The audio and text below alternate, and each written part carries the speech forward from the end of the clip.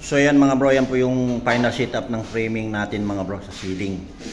Yan, ganyan lang po yung pinaka final niya. So ang pinaka spacing nito mga bro, kagaya nung nasabi ko kanina, ayan.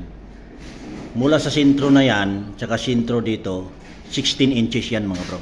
Or 40 cm. Alright mga bro, yan. Yan po yung standard niyan mga bro. Alright mga bro. Yan. So take note, tips mga bro. Once na magkikisami po tayo ng kagaya ng ganito kahaba mga bro, hindi naman po talaga totally natin maiwasan na hindi tayo magdudugsong. Alright. So tips ko sa inyo mga bro, kagaya nito. Once na may dugsungan na kagaya ng ganyan mga bro. Ayan. Ayan mga bro. Ang ma-advise ko sa inyo, alternate. Halimbawa, ito. Yung posisyon na yan. Yung kasunod na yun, nandun sa kabila.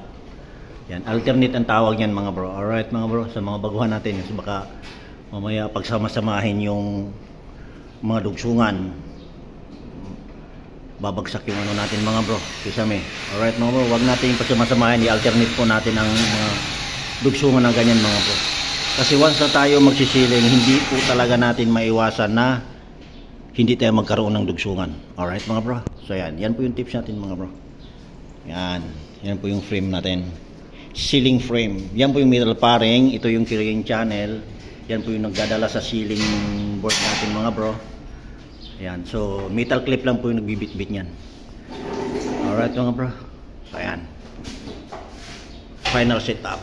Alright, so electrical na naman tayo mga bro. So magkakaroon tayo ng wiring dito ngayong araw.